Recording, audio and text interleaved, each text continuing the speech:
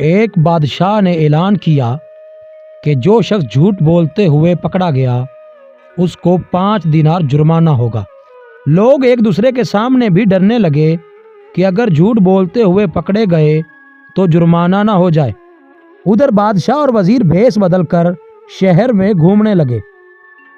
جب تھک گئے تو آرام کرنے کی غرض سے ایک تاجر کے پاس ٹھہرے۔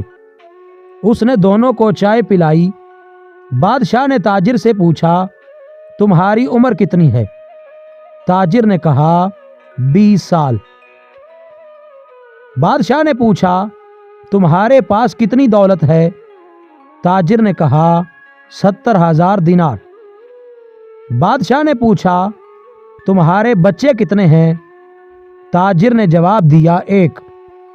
واپس آ کر انہوں نے سرکاری دفتر میں تاجر کے کوائف اور جائیداد کی پڑتال کی تو اس کے بیان سے مختلف تھی۔ بادشاہ نے تاجر کو دربار میں طلب کیا اور وہی 3 سوالات دہرائے۔ تاجر نے وہی جوابات دیے۔ بادشاہ نے وزیر سے کہا، اس کو 15 دینار جرمانہ عائد کر دو اور سرکاری خزانے میں جمع کرا دو، کیونکہ اس نے 3 جھوٹ بولے ہیں۔ سرکاری کاغذات میں اس کی عمر 35 سال ہے، اس کے پاس 70,000 دینار سے زیادہ رقم ہے اور اس کے 5 لڑکے ہیں۔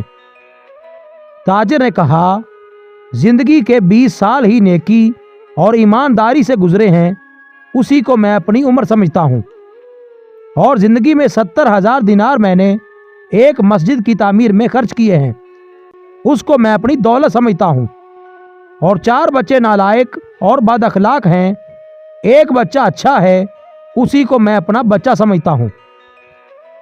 یہ سن کر بادشاہ نے جرمانے کا حکم واپس لے لیا اور تاجر سے کہا، ہم تمہارے جواب سے خوش ہوئے ہیں۔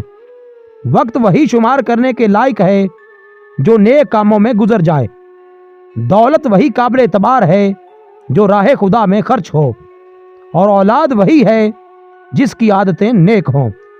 مزید ویڈیوز کے لیے چینل کو سبسکرائب کریں اور بیل کے آئیکن کو لازمی پریس کریں۔